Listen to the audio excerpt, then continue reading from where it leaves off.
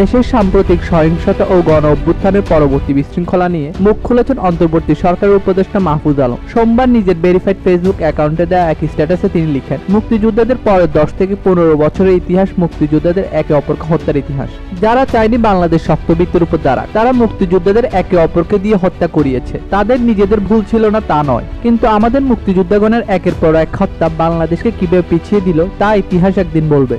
তিনি লিখেন, এবারের আন্দোলন সাহসী ছাত্র তরুণদের নেতৃত্বে জনগণের আন্দোলন, কিন্তু একটি দল এবং দেশি বিদেশি সুযোগ সন্ধানে এস্টাবলিশমেন্ট গত 3 মাসে ছাত্রদের ভিলিফাই করেছে।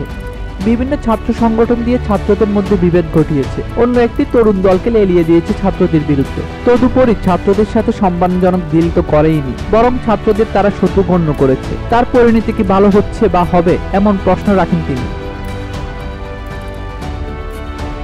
মাহফুজ জানান, মনে রাখতে হবে বিদেশি শক্তির কোনো স্বার্থ নাই এই দেশের মানুষকে পরিণত করা, কিন্তু গোলামীর মানসিকতার কিছু গাদ্দার আর হটকারের এই শক্তি আছে। তারা গত 3 মাসে তা দেখালো। ছাত্রদের আগে সংঘাতের মুখে ঠেলে দিয়ে হত্যার মাধ্যমে ছাত্রদের বৈধতার সংকট হলে যারা লাভবান হবে তারা সবাই এই উস্কানি এবং প্রশাসনিক ব্যর্থতার সঙ্গে জড়িত। ধীরে ধীরে আমরা সবই বলবো, অথবা আপনার চোখ খুললেই দেখতে পাবেন।